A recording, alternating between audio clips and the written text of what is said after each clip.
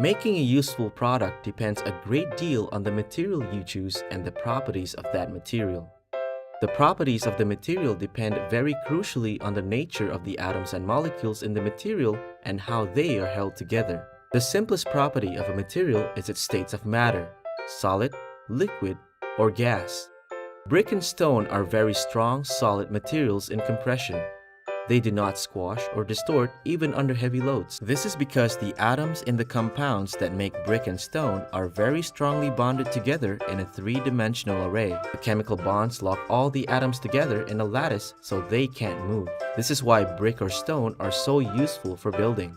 Cooking oil is a liquid. It spreads out to cover the whole of the base of the frying pan.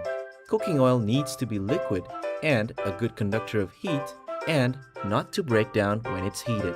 The molecules in cooking oil are not linked together by bonds between the molecules, so they spread out in the pan.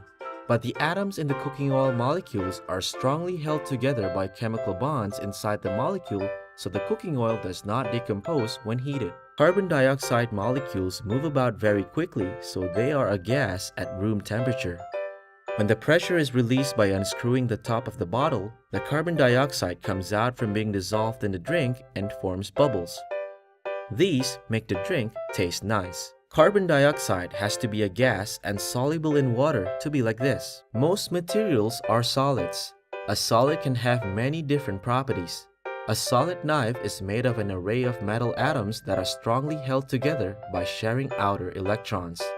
This makes it a hard material. Candle is made of wax.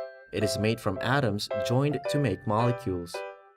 The molecules are only held together by weak forces, so the wax is a soft material. Metals are all very useful materials, but you need to choose the right metal for the use you want. Steel used to make drill bits is harder than most materials.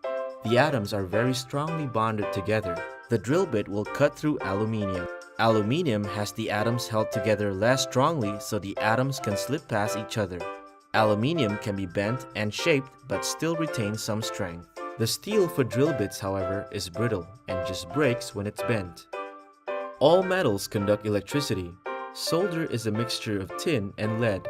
The atoms re-held together quite weakly, but solder melts easily and can be used to make electrical connections.